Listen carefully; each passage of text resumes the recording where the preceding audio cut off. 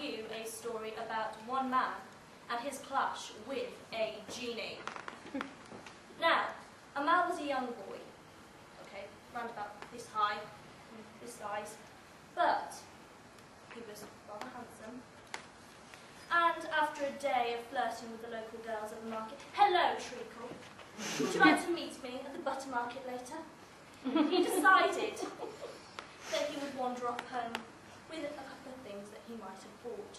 So in one hand he held an egg, and the other a lump of salt.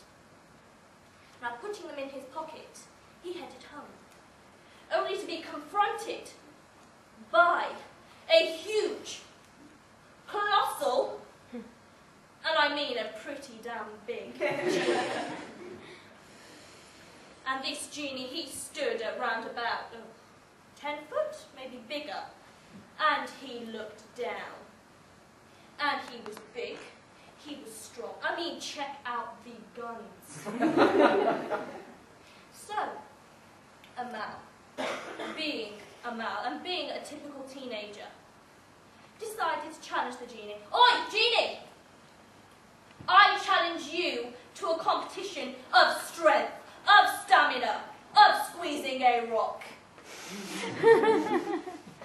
Now, this wasn't just any competition. No. Amal had to turn a rock into liquid.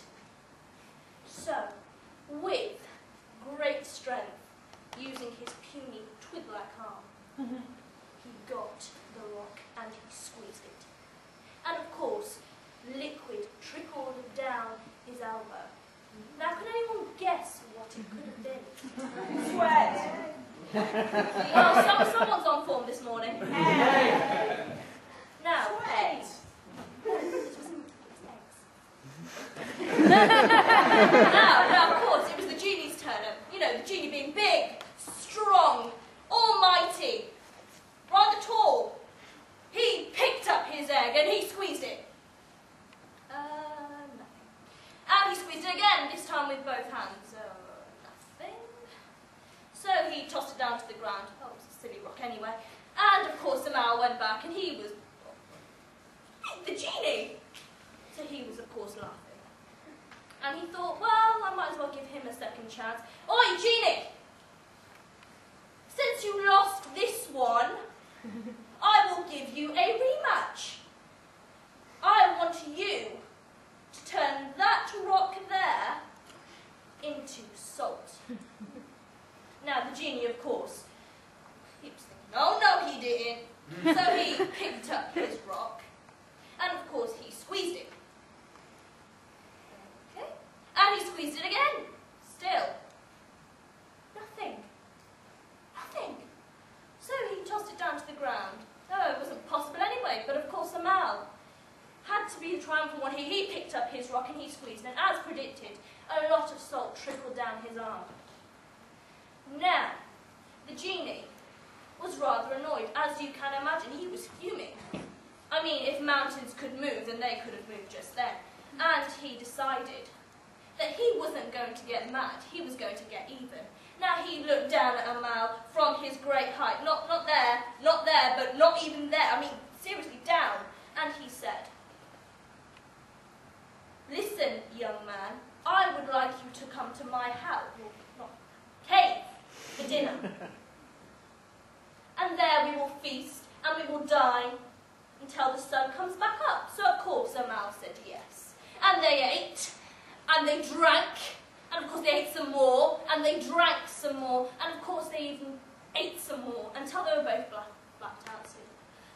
Now, the first crack of dawn came from within the cave, and Amal woke.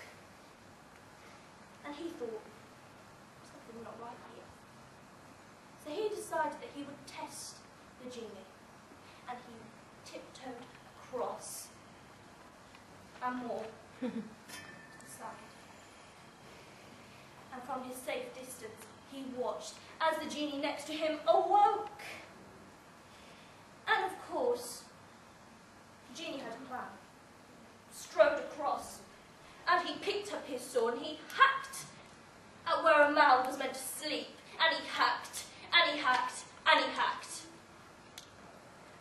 find the bed was empty. It was empty. That was his plan ruined. And of course Amal, feeling rather cheeky, called from his safe distance round about here. Jeanie, I'm starving, as I'm your guest. May I have some breakfast? Now the genie, feeling rather enraged, he twisted and he twirled, and of course he got himself into a bit of a tizzy. And he went, and he turned some more, and he was enraged, and storms, it was, sorry, angry. And he went back into his lamp, which of course everyone knows that orgy was going on. So, he was far flung, and of course Amal came back. And it wasn't until 500 years later that the lamp was discovered. This time by a boy named Aladdin. That is another story.